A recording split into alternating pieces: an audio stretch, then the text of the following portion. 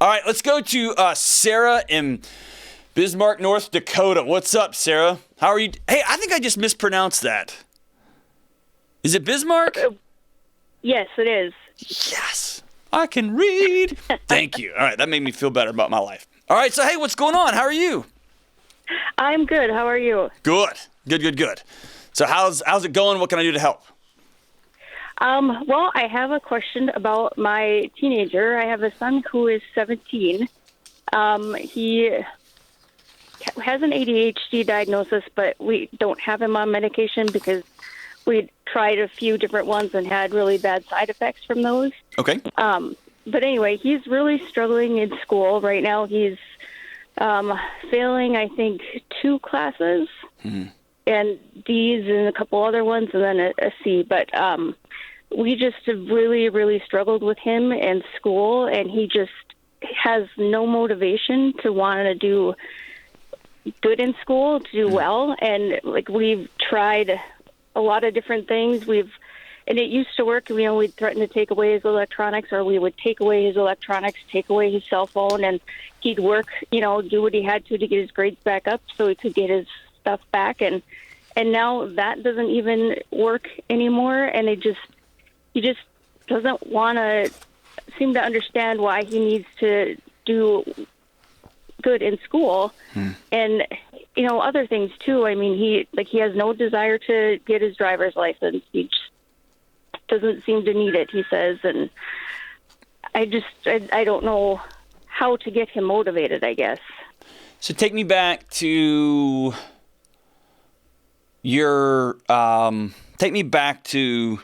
are you still married? Yep. Take me back to you and your husband, y'all's dating and your marriage. What was that like? Well, actually, I am divorced from Mason's dad. Okay. I remarried when Mason was 5. Okay. And we're still married. We have 3 other children. So is Mason the oldest? Mason's the oldest, yep. Awesome. So tell me about the dating life. What was it like being a single mom dating with a young kid? Well, it was great. I actually met my husband on Match.com, and Yes. he was like the first person that I really dated after Mason's dad, and it was even when we were emailing back and forth, like I just had a feeling that he was the one, and here we are 12 years later. And Very great. cool. So why did you and Mason's dad get divorced? Well, Mason's dad and I, we were high school sweethearts. And so I guess I just kind of felt like the expectation that we would get married. And I guess that's what I thought that I wanted, and looked past a lot of other things, thinking that eventually he was going to grow up and get past the wanting to go out all the time and be the center of attention all the time. And ultimately he didn't. He is a people person and wants to be out going, doing, seeing, whatever. And I wanted to be a wife and a mom, and those 2 worlds didn't really go very well together. He ended up having an affair. We tried to kind of do some counseling and stuff afterwards, but everything was his way or the highway. So I kind of just said, okay, that's fine. Gotcha. So, We're done. well, thank you for being vulnerable and welcoming me back there. So how old was Mason when all that went on? He was 2. Okay. And so as we work through this, by the way, and this is for you and for every listener, I've wrestled over the past 5, 6, 7, 8, 9 years as we talk through these things, because it's hard to be honest and it's hard to paint a full picture that offers hope and light without people's natural tendency to want to focus on blame and shame. Does that make sense? Yep. So I want to paint a full picture as I can in just a few minutes here, but I want to do that with your promise that your goal, your emphasis, your you'll end this call with a smile on your face looking forward, not trying to re-edit the story of the past, which is something you can't re-edit. Is that cool? Oh, yeah, absolutely. Awesome. Okay. So when did Mason start checking out? You said you used to be able to threaten him with things like, I'm going to take this away, or you have to do this or else. When did he finally just say, you know what, I don't care? Probably about a year or so ago. Okay. Talk to me about that. Well,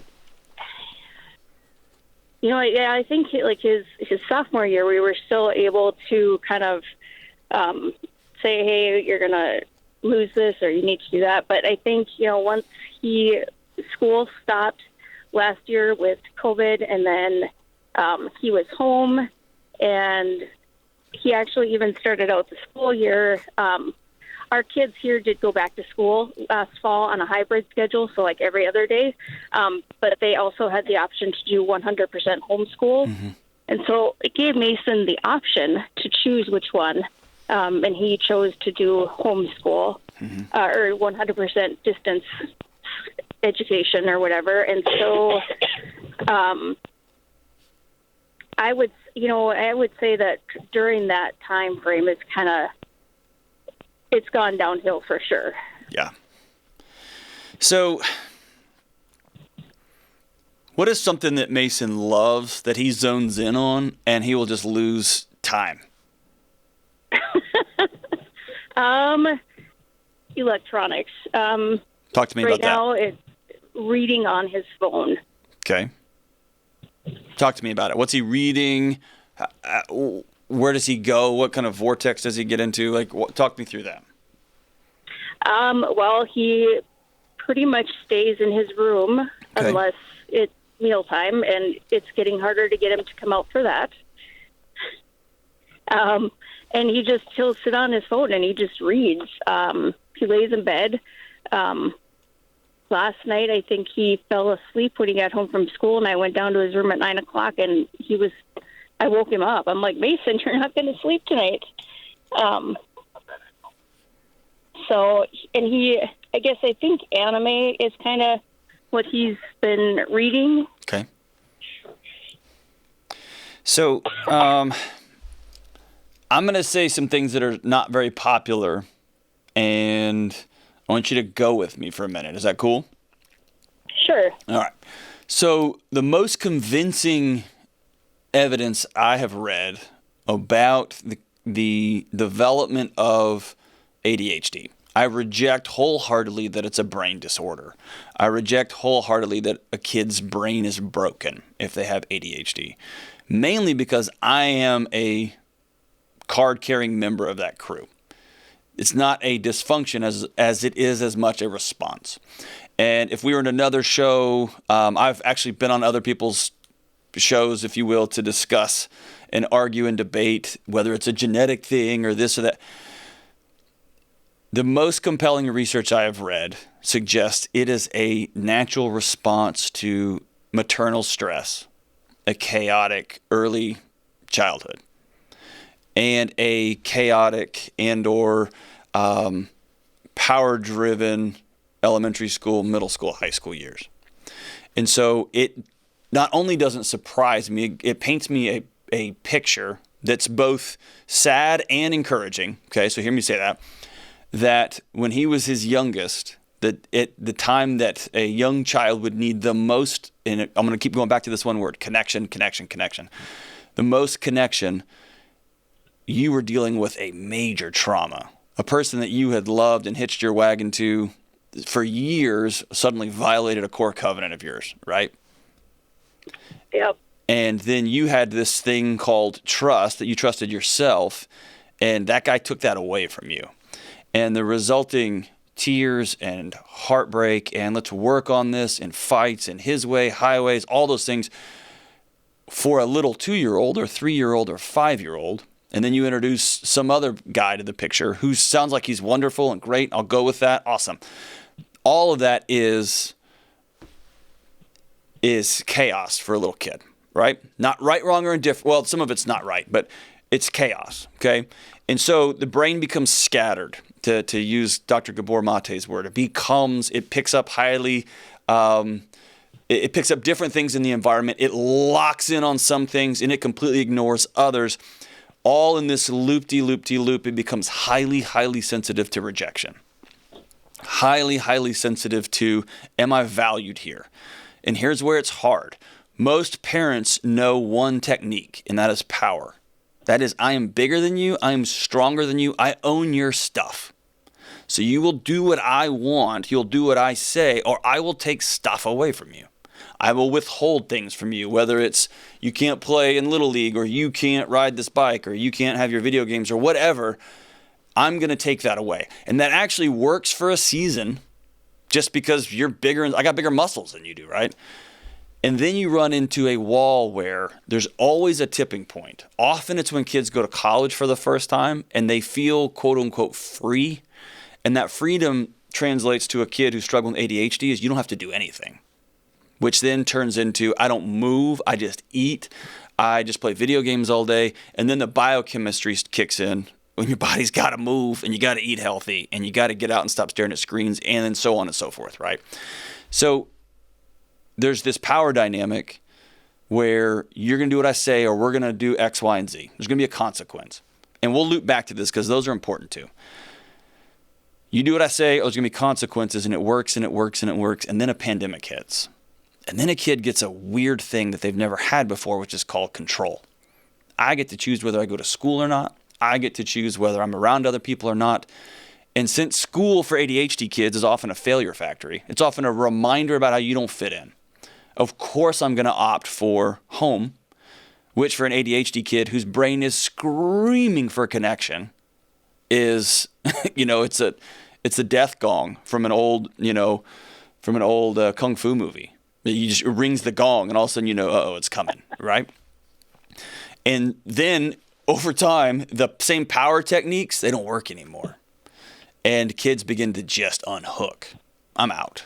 Right? And now you're faced with a 17-year-old. And I need you to know there are millions in your situation. You're faced with a 17-year-old who's just unplugged from life. And he's going to go down his own rabbit holes because that's where he can escape. And so the challenge you have in a short order, is he a senior or a junior? A junior. A junior. Okay. So you have a year and a half, or you've got a little more than a year. And you'll have your work cut out for you, okay? And it's going to depend on how far down the rabbit hole you want to go, and it's going to depend on you being able to transition from a short-term game to a long-term game, okay? The goal here is to over-connect with him, to let him know he has not only value, but he's got a role in this house. In that role, the house ecosystem functions only because he's in it, and that when he opts out, when he chooses to not do his academic work, when he chooses to not help around the house, then the system falls down without him.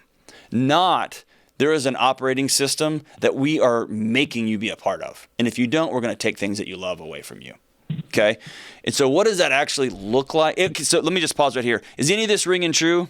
Or do you think I sound like a hippie?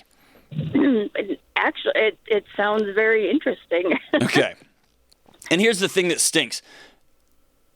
Parents were, 20 years ago, 15 years ago, parents were told, hey, your kid's got ADHD, they've got a brain disorder, here's some medicine, and it's going to fix them. And the crappy part about most medications for ADHD is their speed, and they work for everybody for a short term, right? We all know what it's like to wake up, to not sleep, and then we just mainline coffee. It'll prop you up till about noon, right? And then you got a hard decision to make. Am I not going to sleep tonight, or am I going to just crash in the afternoon? That's the trajectory of a kid, right? And so good for you guys for recognizing the side effects, but then you're left with, well, what do we do now, okay? So here's what I want you to start thinking through, right? Do you want your son to grow and learn, or do you want him to do right? And what I want to convince you of, or hope you will get, is, I can't convince you of it, is growing and learning is going to end up in him living the right way, okay? And he's got a rough road to hoe. I still do. The other night, as I was laying down to go to bed, my wife said, and I quote, and we've been together 20-something years, I got a job I go to every day. I got health insurance, okay? So I want you to know the future's bright for your son. But she said, as I'm getting into bed, hey, are you doing okay? And I said, yeah, why do you think that? And she said, well, just look around in our room. And whenever the room starts to look like this, I know you're not doing okay.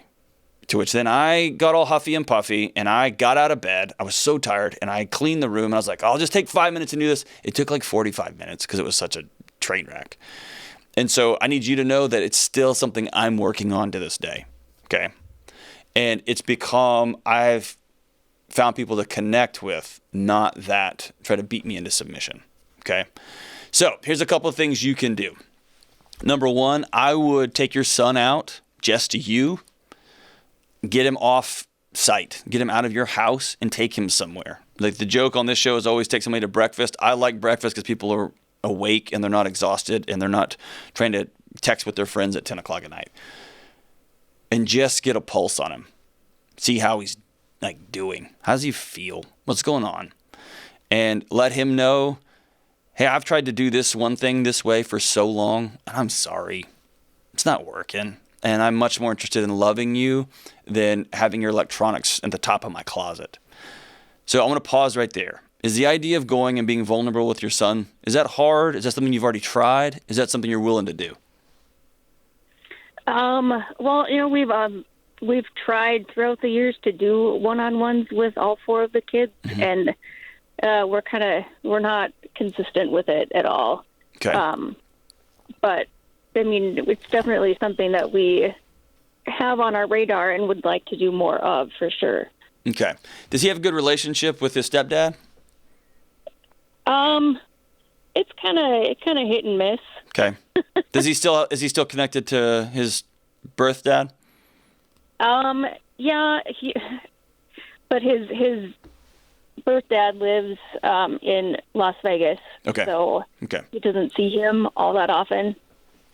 So here's what I want you to do. I want you, just you, I want you to write out on a piece of paper. Take some time. I want you to take a couple hours to do this. I want you to remember the things about your son that you love. Funny memories y'all have together from the past. Things that you love about him. Quirks, silly things when he makes you double over with laughter. When you thought he was going to tank something and he came through in the clutch, whatever that may be. He's a great artist. He is silly. And these can range to all 17 years of his life. I want you to write those down. And I want you to take him out to breakfast and say, I'm your mom. You have to listen to me tell you this stuff. Okay? And he'll roll his eyes and be like, Mom, man. And you got to make him turn his phone off, put his phone in your purse. Mom, I don't want to. No, I'm going to say some things to you. And it's going to start with, I love you. And I've been trying to show you I love you by trying to make you get good grades. And I'm sorry. I really, really want you to get good grades because I know you're super smart and I want you to be accomplished and I want you to achieve great things. But I've gone about it by taking stuff away from you first instead of connecting with you first. And then I want you to ask him how he's doing. How are things going? How are you feeling? And then ultimately, here's the ultimate goal here, okay? Number one, you've got to get him to buy into your home system, how your home works, that he's a vital member of that place, that it can't work without him. And that when he chooses to not be a part of it, his decision impacts other people, right? It's purpose, it's value, it's connection, okay? And so at some point, after he knows you're connected and he knows, hey, you know what? You're 17. If you're going to fail, you're going to be in summer school all summer. And you're going to have to repeat your senior year. You get to choose to do that. You're 17, right? Not under my roof. I can just hear the listeners right now. Not under my roof. I'm taking away all the electronics. And what I want to point you to is, how's that working out? It's not. It's not. He's going down a deeper and deeper and deeper hole. Could you constrict him so much? Absolutely. You could cut off all power, all internet. You could take us all electronics away, and he'll be 1,000 miles away from you, standing right next to you, holding your hand. Okay? Yeah, we've done that. There you go. It doesn't work. Okay? People change. That you can compress and power somebody through something, but at the end of the day, you're going to have to change their heart through connectivity. Okay. And so I want you and your whole family at some point, and this is going to maybe be a month or two down the road, he's got to buy back in that you're all in on his team. Okay. Here's what that's going to be. It's going to be weird. I want you a couple of nights a week to go lay in bed with him in the evening. Go lay next to him in that disgusting bed that's probably smells and is full of sand and all kind of stuff. And say, oh, yeah. It's gross. I did it with my 11-year-old son last night, and I'm not the cleanest guy, and it was, oh my gosh. Okay? But I want you to hold his hand and say, I'm your mom, and you have to hold my hand. He's going to go, Mom, it's good. Nope, you're holding my hand. Okay? You don't have to look him in the eye because that's hard for a 17-year-old, and that may be hard for you. But I want you to lay by him and say, you have to tell me 3 things about your day. 3 things that were crappy and 3 things that were awesome. And here's what we're doing. We are rebuilding connection from the floor up, and you're going first. And my gut tells me is that you don't know how to do this either. And so you're going to have to practice along the way. And the more you tell him, I think this is weird and vulnerable, but I think I miss you. Not, I think this is the right thing to do to help your ADHD. No, I miss you. You're my son. I love you. And you start from there. And then at some point, you're going to, as a family, say, hey, we're going to develop the family rules. All the kids around the table, everyone's going to vote. We're all in this. And that's how you get buy-in. So that when he chooses to just sit in his house, sit in his room and not participate in the family, he is choosing to let the family system fall down, right?